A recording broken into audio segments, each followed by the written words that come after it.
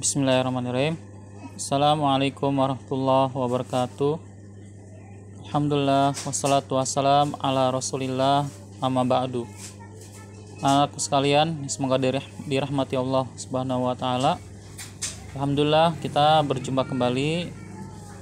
Kali ini kita akan pelajari pelajaran akidah, ya, sebagaimana Pak Guru telah janjikan kepada kalian bahwa Pak Guru akan melanjutkan pembahasan tentang alam kubur.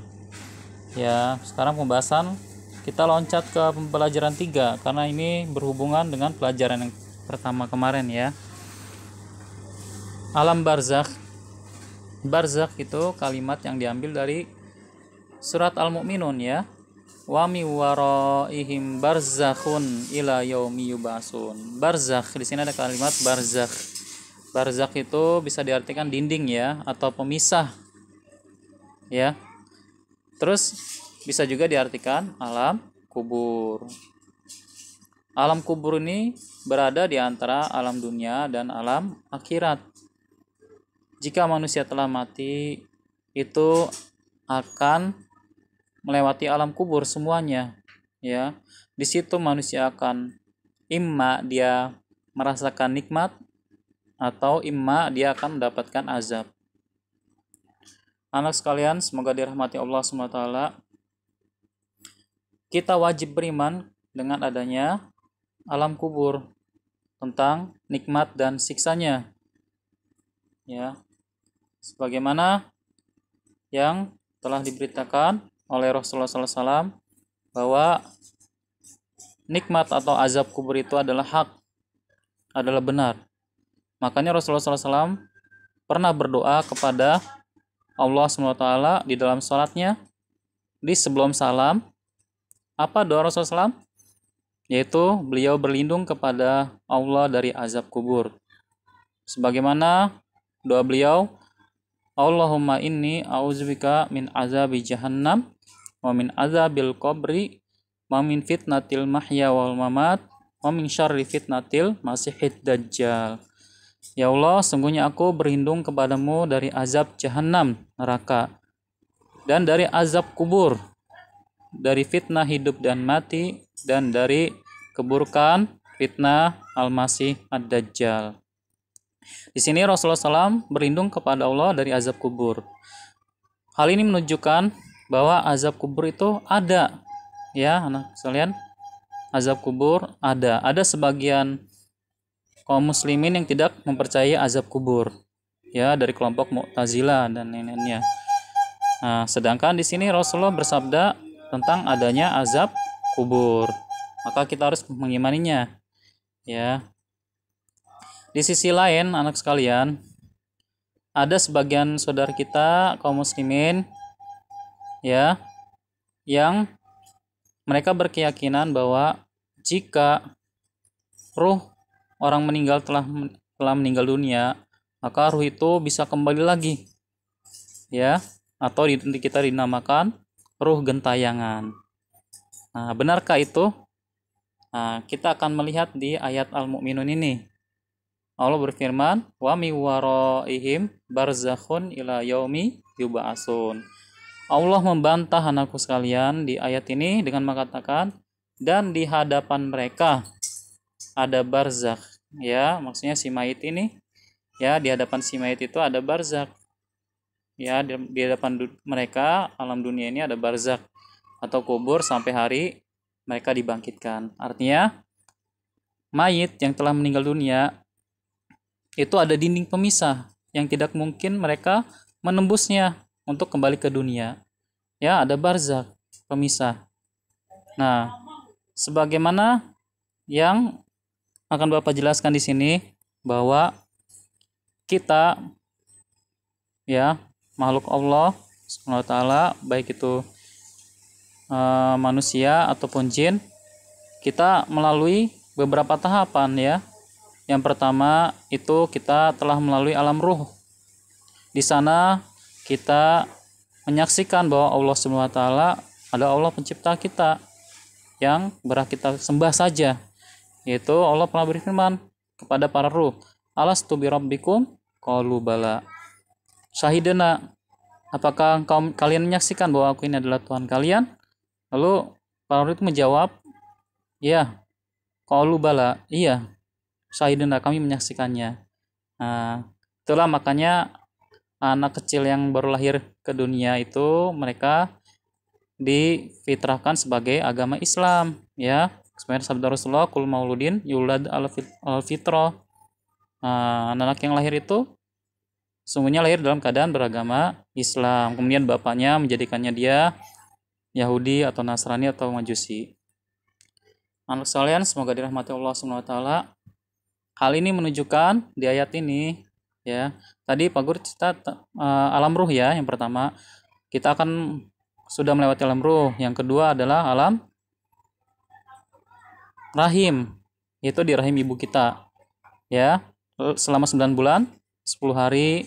Kemudian kita juga sekarang di alam yang ketiga, yaitu alam dunia, ya. Begitu juga nanti setelah alam dunia ada alam kubur, yang dinamakan barzakh juga tadi. Kemudian nanti ada alam akhirat. Alam akhirat, ya, itu alam akhir. Tidak ada lagi alam setelahnya. Makanya dinamakan akhirat. Akhir, ya, yang paling terakhir. Pertanyaannya, anak sekalian, jika orang meyakini ada ruh yang bergentayangan, orang yang sudah meninggal lalu kembali lagi ke dunia, ya, Bapak tanyakan kepadanya, mungkinkah manusia yang sudah di dunia, di alam fase keberapa tadi? Yang ketiga, ya, alam dunia, ya, itu bisa kembali ke alam kedua? Mungkinkah bisa kembali ke alam rahim atau alam perut ibunya? Mungkin nggak, anak sekalian? Tentu tidak mungkin, ya. Kita di alam ketiga kembali lagi ke alam kedua, itu ke alam rahim, nggak mungkin, ya. Sebagaimana tidak mungkin orang yang telah meninggal dunia yang ada di alam barzakh atau alam kubur itu bisa kembali ke dunia. Seperti itu, anak sekalian. Semoga bisa dipahami, ya. Jadi keyakinan tentang ruh yang bergentayangan itu bukan dari keyakinan dari agama kita, bukan, ya. Itu keyakinan dari agama selain Islam. Itu agama Hindu atau Buddha dan lain sebagainya. Nah, di ayat ini menjelaskan bahwa di hadapan mereka ada dinding, ya, pemisah, itu sampai hari dibangkitkan, ya, atau sampai hari kiamat. Nah, pertanyaannya, anak sekalian, sampai kapan manusia itu dikubur, di alam kubur? Ya, ada yang tahu? Tentu tidak ada yang tahu. Kapan kita lama di alam kubur? Apakah setahun, atau sehari, 2 hari, sebulan, setahun, 10 tahun, 100 tahun, 1000 tahun, 1.000.000 tahun, bermiliar-miliar tahun? Kita tidak tahu, anak sekalian. Sampai kapan? Kata Allah di sini, ya, sampai pada hari mereka dibangkitkan. Artinya sampai hari kiamat. Kita tidak tahu hari kiamat itu kapan akan terjadi. Makanya di alam kubur saja sudah lama, anak sekalian. Bagaimana di akhirat, ya?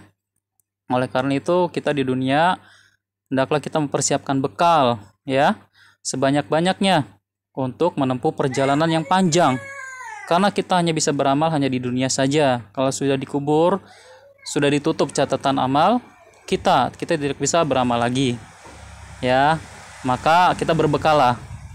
Watazawwadu fa inna khairaz zadi taqwa. Berbekalah, sungguh sebaik-baik bekal adalah ketakwaan. Ya, berbekal dengan ketakwaan. Memperbanyak amal soleh untuk persiapan kita menghadapi alam setelah dunia ini, alam kubur dan alam akhirat. Rasulullah SAW mengatakan tentang alam kubur ini, innal qabra awalu manazil akhirah fa in naja minhu fa ba'dahu aisaru minhu fa in lam yanju minhu fa ma ba'dahu asyaddu minhu. Kata Rasulullah SAW, alam kubur merupakan rumah pertama hamba sebelum alam akhirat. Jika selamat dari siksa dan fitnah kubur tersebut, maka yang berikutnya lebih ringan baginya, maksudnya alam akhirat, ya. Namun jika dia tidak selamat darinya, maka yang setelahnya lebih sulit dan susah baginya. Apa artinya? Kalau kita selamat di alam kubur dengan amal soleh kita yang kita bawa dari dunia, ya, bisa menjawab pertanyaan malaikat semuanya, maka insya Allah sampai alam akhirat Allah akan mudahkan segala jalan kita menuju surganya, insya Allah. Amin amin rabbal alamin.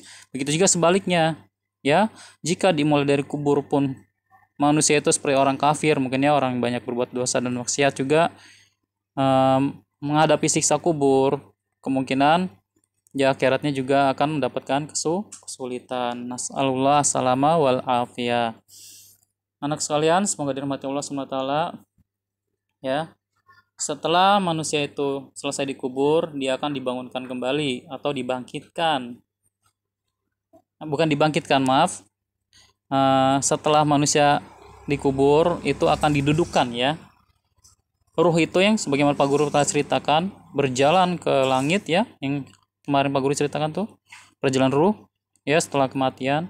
Lalu setelah dari langit dikembalikan lagi ke jasadnya. Lalu didatangkan oleh malaikat munkar dan nakir, ya, bertanya tentang beberapa hal, yaitu yang pernah kemarin Pak Guru bacakan tentang siapa Tuhanmu, apa agamamu, siapa nabi yang diutus kepadamu, ya. Itu yang akan ditanyakan kepada mayit.